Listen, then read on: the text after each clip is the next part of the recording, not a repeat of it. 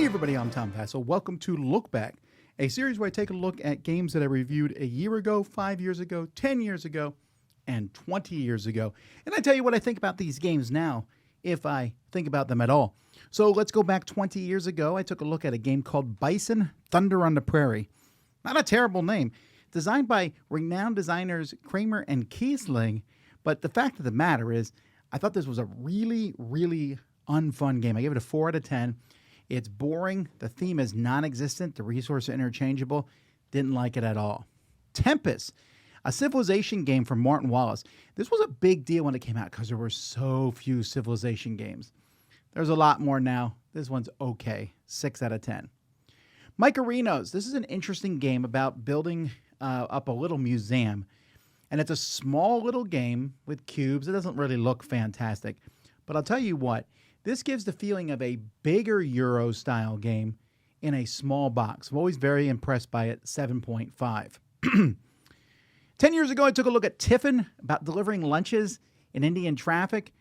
Really cool theme, looks terrible, and wasn't very fun, 4 out of 10. Yeti and My Spaghetti. I'm very amused to know that this has been remade as Sloth in My Broth. I think Yeti and My Spaghetti is a way better name. Anyway, this is a kind of a Kerplunk style game, but the fact of the matter is when you're down to 3 noodles, whoever pulls out the next one, it's over. It's so dumb. 4 out of 10. Quartz.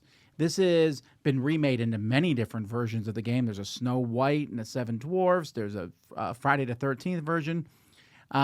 It's an okay push your luck style game. 6 out of 10. Fantasy. I don't even know how to pronounce that. Hordes and Heroes from AEG. It's an okay game about fighting monsters. 6 out of 10. Looters. This is a silly little game from Broadway where you're going after each other.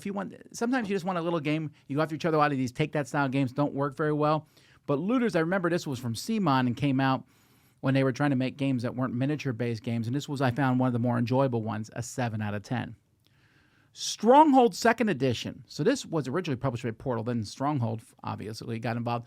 And in this game, it's a 2-player game. One team is the orcs and the trolls attacking the castle, and everyone's defending the castle. Such a cool concept that really, this is the only game I can think of that has this in it, other than miniature games. It works really well. There's a lot of complexity to it. There's a lot of back and forth, but very interesting game. 8 out of 10. Pueblo, such a classic game. I think I reviewed a newer edition of it. There's a new edition of it coming out all the time, it seems. Where you're placing these little blocks and then trying to have your blocks covered so they can't be seen. 8 out of 10. Manhattan Project Energy Empire, the sequel to Manhattan Project, but a very different game. They're pretty much the same game, only in name. This one's about energy, and are you going to do clean energy, dirty energy? What's the best way? In the Dice Tower Studios, I think I like this the least, and I still like it a lot. 8 out of 10. Codex. Codex is an interesting game because it's part tower defense, part deck builder, and also you have these books, and you can pick cards, and I think there's 8 different factions and then variations on those factions. There's a lot of different things. I was very enthralled with this game 10 years ago when it came out. I still think it's a very good game, but other games have come out that are easier, and this one has a lot in it. It takes a lot to get this to the table, but I still enjoy it, an 8 out of 10. And then A Feast for Odin. Can you believe Feast for Odin is now 10 years old?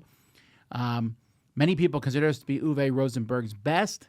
I don't think so, but it's such a high bar, and it's just a really amazing game. It's a game about filling in, the little Tetris-y type things, but that's just a smidgen of what's involved in this game. A great game, 9 out of 10. 5 years ago, I reviewed Super Truffle Pigs. Yeah. Moving pigs around, don't get eaten by the wolves. 5 out of 10, not very good. Dark Ages, Heritage of Charlemagne. This is one of those big Kickstarter things. There's 2 boxes of Dark Ages. They can be combined. Never will be. They're 4X. Really boring. They just weren't good. 5 out of 10. Cascadia is 5 years old now. This is a game in which, well, you all know Cascadia. If you've heard about Cascadia, a lot of good things. And it is done. It's probably their best-selling game. I like it. 7 out of 10. Munchkin Dungeon. Now, I know a lot of people don't like Munchkin. And I agree. I'm not a big fan of Munchkin, but I like the jokes of Munchkin. I like the idea of what Munchkin is. And I think Munchkin Dungeon, which probably could have been called Munchkin the board game, does Munchkin. It's still a Munchkin-esque game, but I think it has a lot better rules to it. 7 out of 10. And Almaty, this is a game that doesn't look particularly interesting, but you're placing tiles down, building things, and getting points on what kind of tile. I really like this one. 8 out of 10. Last year, I reviewed Sanctuary. This was the follow-up to Ark Nova, but it's a tile-laying game. It's just a smidge too random for me. It feels, every time I play it, I'm like, I'd rather just play Ark Nova. 6.5. It's close, though. Graft, the drafting game of Tend. Tend is amazing, but Draft is still pretty decent. I enjoyed it. 7 out of 10. Surface Rs Max. What a silly, silly game, and I like it a lot. Actually, I think Surface Rs Max was not the game I reviewed a year ago. I reviewed the fruit version of it, but they're still fun. It's like semi-cooperative poker type thing. Very fun. 8 out of 10. Guildlands, a tile-laying game in which you're building a city and everyone is playing an asymmetric faction that scores based on how stuff is placed out there. Some really neat concepts there. 8 out of 10. 10B. This one has gone up in my estimation since a year ago. I love this little charming game, but it's so fun and simple to play.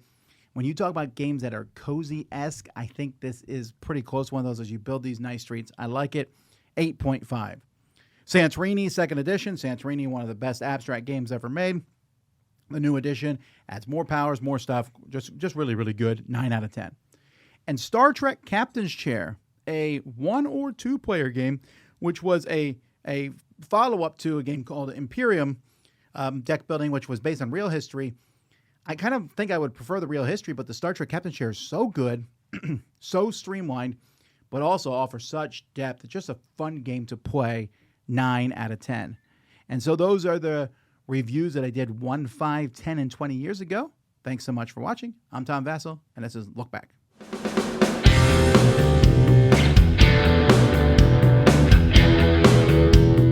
Hey, thanks for watching another video here on the Dice Tower. We really appreciate you stopping by and checking our things out.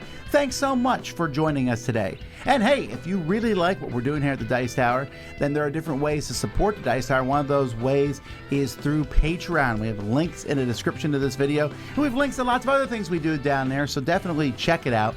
But either way, we're glad you watched us. Tell your friends about the Dice Tower.